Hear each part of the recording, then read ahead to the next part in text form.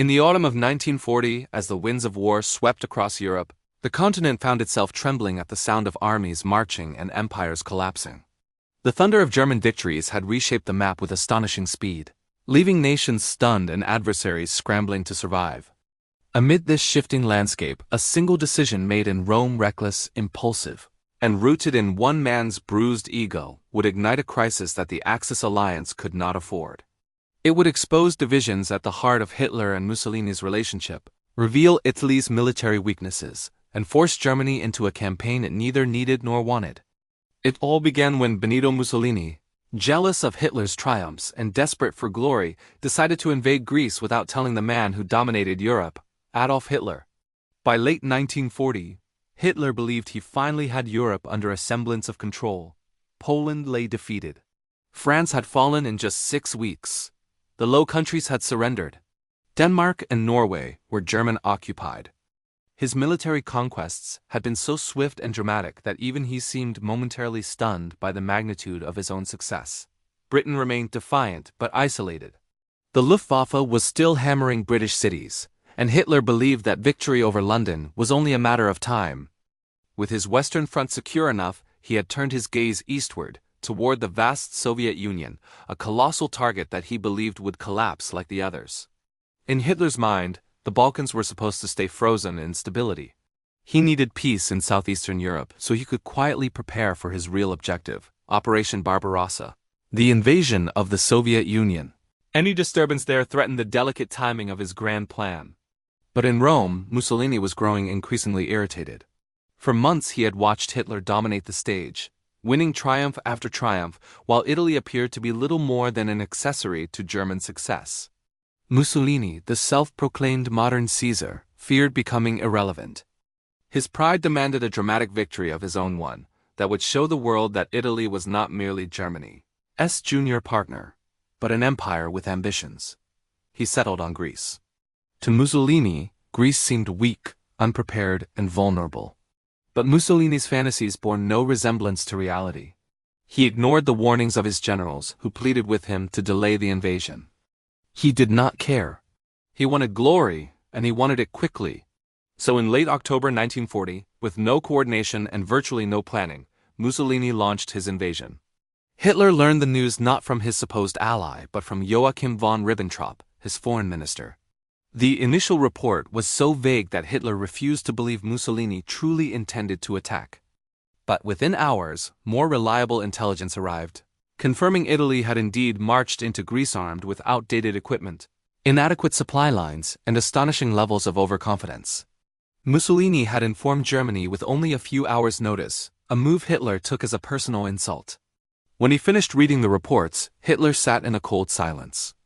Then, finally, he spoke the words that echoed across the German high command. Mussolini has made a grave mistake.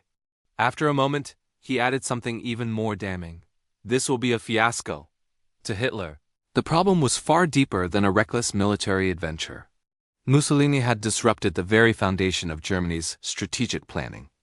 The Balkans were a fragile region filled with competing interests, unstable alliances, and volatile borders.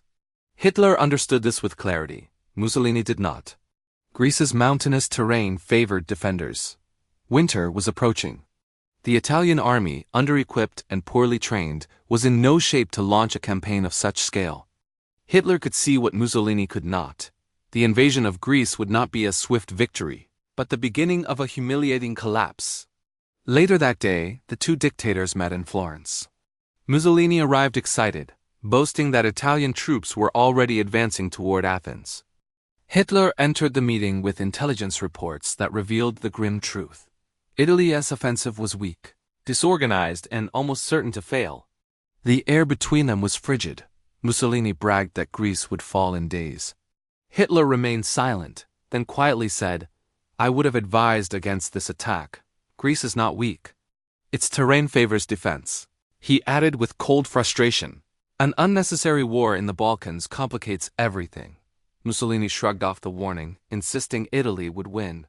But Hitler, who had studied every detail of the Balkan region, knew better. The meeting ended with Mussolini still clinging to delusion and Hitler leaving in anger. When he returned to his staff, Hitler muttered, now I must rescue him. Within weeks, Italy's invasion collapsed. The Greek army, smaller but vastly more motivated, counterattacked with ferocity.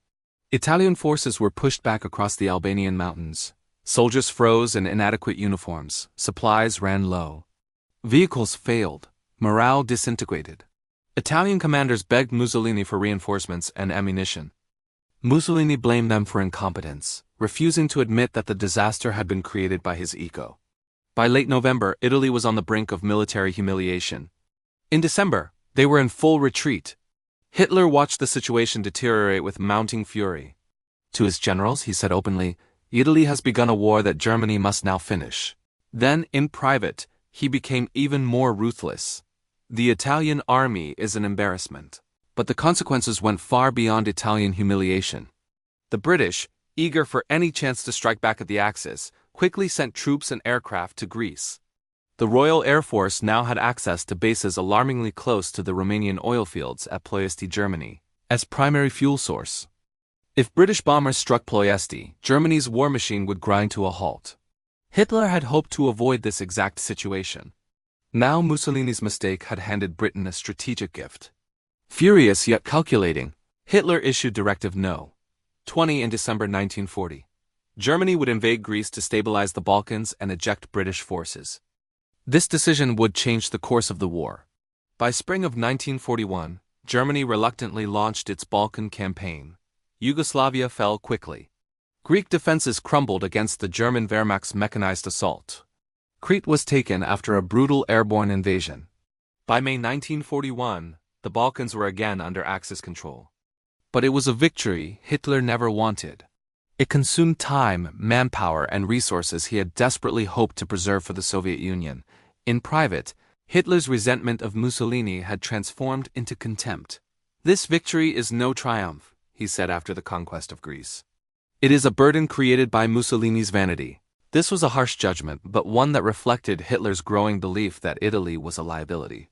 The once idolized Mussolini was now viewed with irritation, even disdain.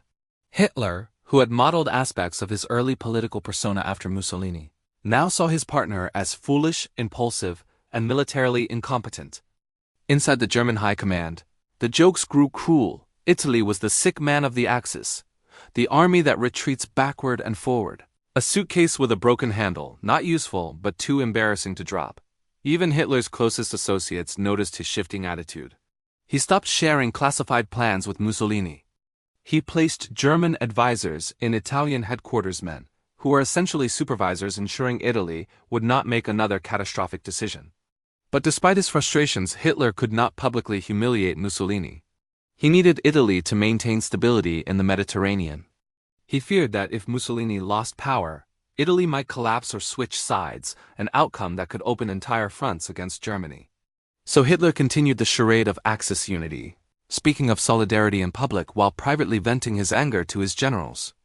Reflecting on Mussolini's invasion of Greece, Hitler later told Albert Speer, "Mussolini always dreamed of Caesar, but he fights like a schoolboy." The Greek campaign also had deeper implications for Germany's war against the Soviet Union. Historians would later debate whether the Balkan campaign delayed Operation Barbarossa by weeks or months. But one fact remained unmistakable. Germany had been forced to divert attention, troops and materiel to clean up Italy's disaster. And when Hitler finally launched his attack on the Soviet Union in June 1941, he did so with winter only a few months away.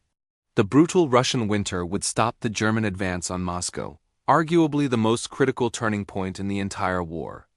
In the cold snow outside Moscow, soldiers froze, vehicles stalled, and the German army faced conditions it was never prepared to endure. Some historians argue that Mussolini's invasion of Greece indirectly contributed to Germany's failure to take Moscow.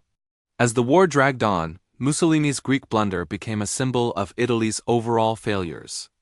Even Italian soldiers admitted they were sent into Greece with inadequate equipment, poor leadership, and unrealistic expectations. Mussolini had promised a glorious victory. Instead, he delivered a humiliating defeat that required German intervention. And once Germany stepped in, the power balance of the Axis shifted permanently. Mussolini became a dependent figure, clinging to German support. Hitler took control of Italy's strategic decisions. The Axis alliance had changed from a partnership to a hierarchy one, with Germany firmly at the top and Italy perpetually struggling below.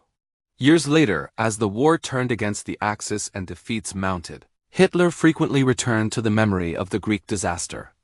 He complained that Mussolini's impulsiveness had burdened Germany at every turn.